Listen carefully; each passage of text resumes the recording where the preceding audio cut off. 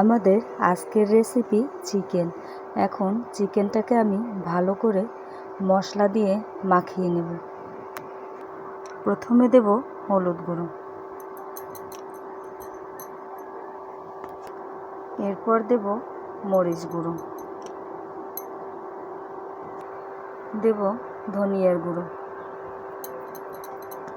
এই মশলাটাতে আমি পেঁয়াজ, রসুন, আদা এবং জিরা এগুলো একসাথে পেস্ট করে নিয়েছি। দিয়ে দেব এই পেস্টটুকু। দেব স্বাদ মতো লবণ।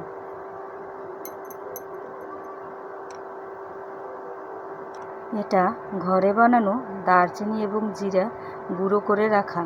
এখন এই গুঁড়োটুকু দিয়ে দেব। এখন এতে দেব লং, তেজপাতা, এলাচ। এখন দেব পরিমাণ মতো তেল।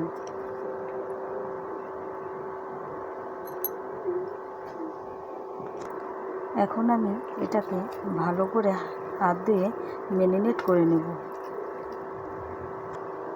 মাংসটা ম্যারিনেট করা হয়ে গেছে। এখন এটাকে আমি ঢাকা দিয়ে আধ ঘন্টার মতো রেখে দেব। এতে ইচ্ছে করলে কেউ পেঁয়াজ কুচিটা দিতে পারেন। আমি পেঁয়াজটা পেস্ট করে দিয়েছি। এখন একটা কড়াই বসিয়ে দেব এবং কড়াইটা গরম হয়ে এলে তেল দিয়ে দেব।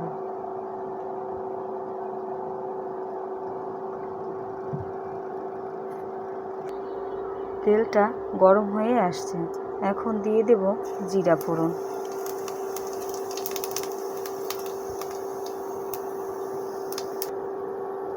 জিরাটা ভাজা হয়ে আসলে আলুটা দিয়ে দেব। আলুটাকে আগে ভেজে নিয়ে রাখতে হবে।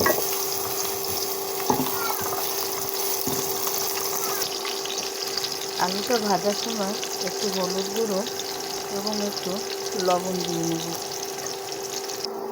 আলুটা ভাজা হয়ে গেছে। এখন এটা তুলে রাখবো। এখন এই গরম কড়াইতে ম্যারিনেট করা মাংসটা ছেড়ে দেব।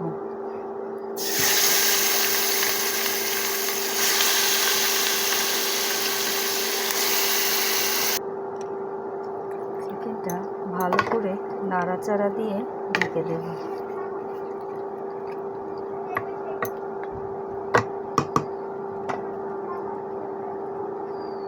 কিছুক্ষণ পর ঢাকনাটা খুলে এটাকে নাড়াচাড়া দিয়ে নেব।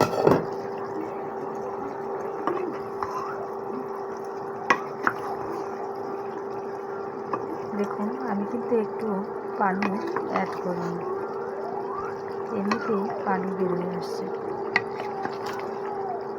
এই পানিটাকে কষিয়ে তেল বের করে নিতে হবে।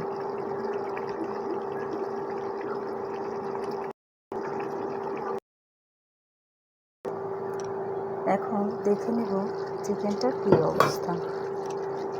দেখুন, অনেকটাই তেল ছেড়েছে। এখন এতে আলু ভাজাটা দিয়ে দেব।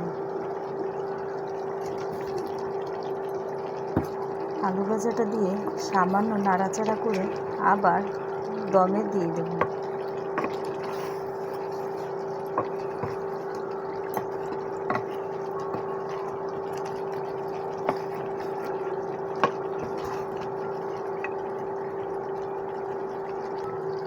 এখন 5 মিনিটের জন্য এটাকে আবার ঢেকে দেব। চিকেনটা কষানো হয়ে গেছে।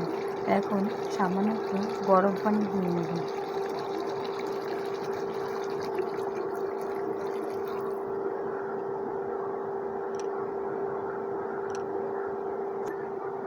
এখন আর ঢেকে দেব না, কারণ একটু পরেই নামিয়ে নেব। গরম পানি দেওয়ার কারণে বেশিক্ষণ আর জাল করতে হবে না। চিকেনটা হয়ে আসছে। এখন গরম মশলা গুঁড়ো দিয়ে নামিয়ে নেব।